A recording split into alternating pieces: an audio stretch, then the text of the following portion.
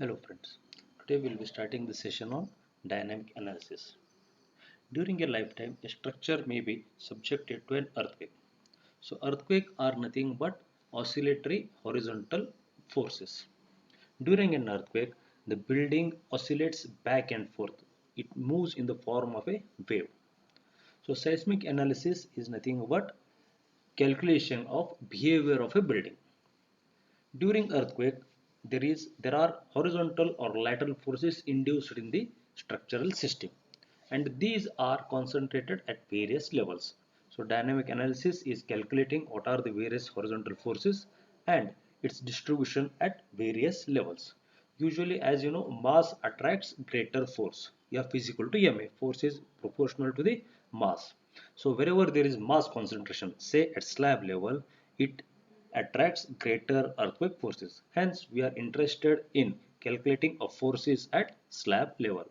Now the question comes, where do you produce or where do you perform dynamic analysis? For regular buildings in zone 4 and 5, when height is greater than 40 meters, you need to conduct dynamic analysis. For zone 2 and 3, when height is greater than 90 meters. For irregular buildings, in zone 4 and 5, when height is greater than 12 meters, and zone 1 and 2, height greater than 40 meters. So basically what it means is, in our region, for a structure with lesser height, there is not necessary to calculate dynamic analysis. Though nowadays the earthquake or occurrence of earthquake cannot be guaranteed. Hence, there are possibilities that even whatever areas we consider them as safe zones, they may undergo earthquake excitation. So, what code says is, though it is not mandatory, but it is recommended even when height is less than 40 meters in zone 2 and 3. You can conduct dynamic analysis. Now let us look at the various symbols which we are going to use here.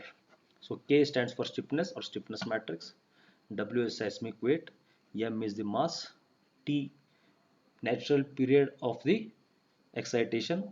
So there is a relation between omega. Omega is frequency. So T is equal to 2 pi by W. Psi, modal shape, omega, modal frequency, phi, frequency, pk, modal participation factor, QIK, design lateral shear force. It is nothing but cumulative forces which you calculate at various slab levels. K, capital K is the mode number, PIK is the story shear force. So whatever these basic definitions are there, you will be studying further. Now basically we start with response spectrum. Now what is a response spectrum? Response spectrum is nothing but it is a graph showing relationship, or it is a showing what is the response of the structure for an excitation. So response spectrum is something like a graph showing the relationship between natural period of STOF, single degree of freedom system, and its peak response experienced by the system when excited by known excitation time history. Time history is nothing but a known earthquake. What is the response of the structure when the structure is excited by an earthquake? This response is recorded by response spectrum, and that response is recorded in terms of acceleration or velocity or displacement. Whatever acceleration, velocity or displacement the earthquake generates on the structure is known as response spectrum. Now this response spectrum are drawn for different damping ratios, say 5%, 7%, 10%. So we can have different curves of same acceleration, velocity, displacement for different damping ratios. Now a basic question comes, what are mode shapes?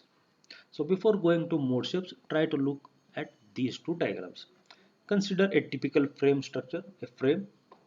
So these indicates the slab levels where there is mass concentration.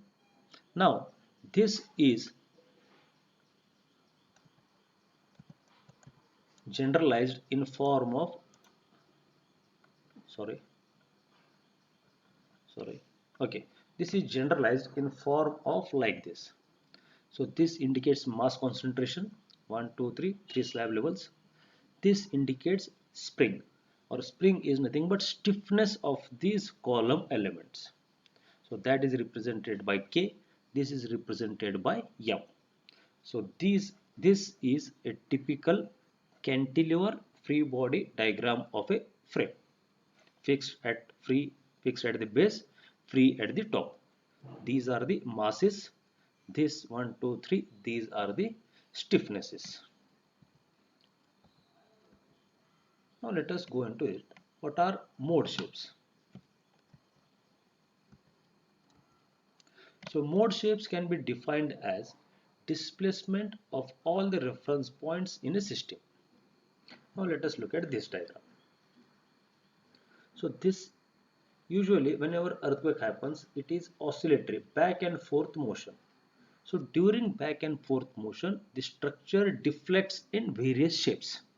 So this is first diagram. This is the maximum displacement in one direction. So this we call it as mode 1. Second is when at the lower levels the displacement goes on the another side. So this is taken as 1 unit. Based on 1 unit, various displacements are calculated at slab levels. So this shape is called as mode 2. And another complicated part is mode 3. Apart from this, various other modes are also possible, but these three modes, rather first two modes itself, sometimes we are required to go for mode 3. These three modes, they calculate or they consider all the response of the structure. So these are called as mode shapes. Now basically when a system is excited, it undergoes some deflections or displacement, and the shape showing the displacement at various slab levels is nothing but mode shape. So mode shape can be defined as displacement of all reference points. Here reference points are mass concentration, that is slabs. The displacement of slabs are known as mode shapes. Very simple example or a very classical example is Takuma Bridge. So that was a bridge which got excited, and the natural frequency of that bridge matched with the frequency of the strong winds, and that can be seen in a typical video. Here whatever shapes you are seeing, the shape during the vibration is nothing but mode shape. Now mode shapes are nothing like shape coefficients, so they give you various parameters. When a horizontal force acts on a building, it gets deflected, and the building has certain shape, and that shape of that deflected building is represented by mode shape. Now let us come to a typical word which you come across, time history. So what do you mean by time history? Time history is nothing but analysis or behavior of a structure under an earthquake data. Every earthquake which occurs has its typical parameters. So you cannot know earthquake before happening. When you cannot know an earthquake before happening, you cannot know the parameters. But during analysis, what we do is we subject an or we take this structure to an data which is taken from earlier earthquakes, and behavior of a structure to an earlier earthquake data is nothing but time history. So time history is nothing but seismic behavior of a structure for dynamic loading.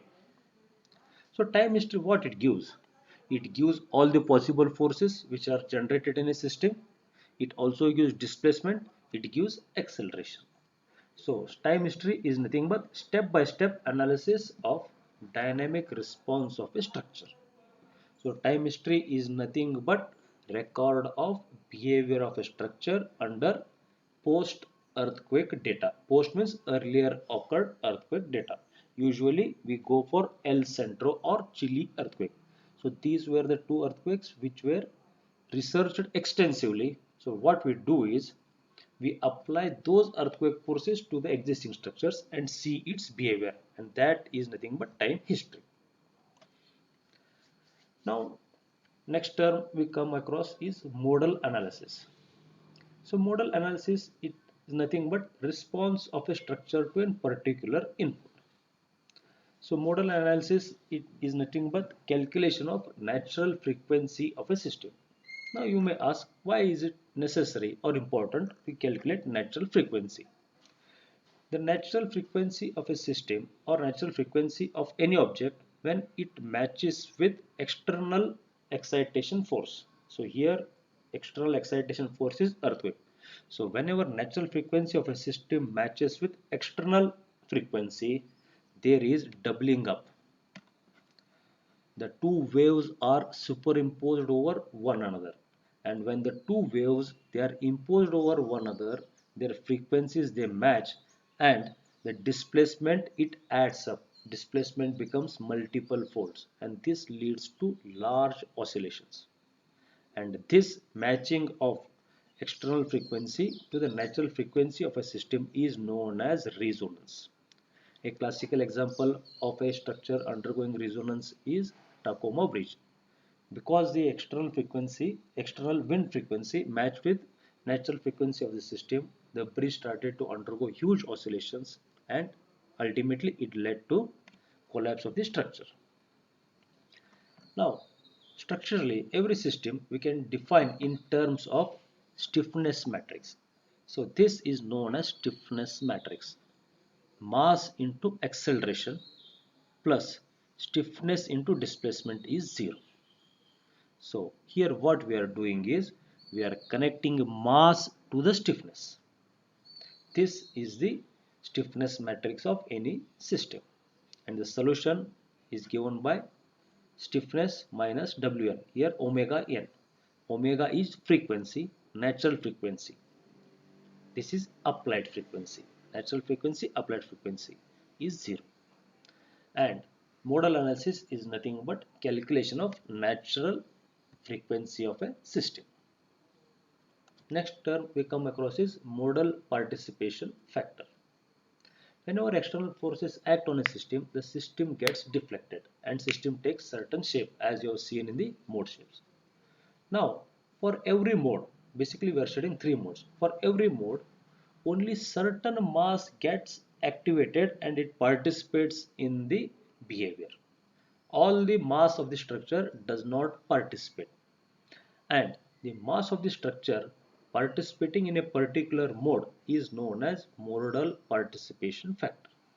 Usually how we choose the modal participation factor or why we go for these three modal participation factors should capture at least 90% of the mass.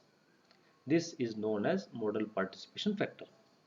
For a real system, there is mass participating in the forcing the system. So here there are two things. One, external excitation, that is mass of the ground in earthquake, and mass participating in the inertia effect, that is nothing but mass of the structure. And modal participation is comparison between mass of the earthquake to the mass of the structure.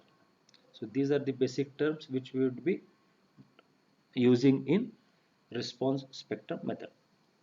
Next, we'll take up an example and try to study its behavior. Thank you.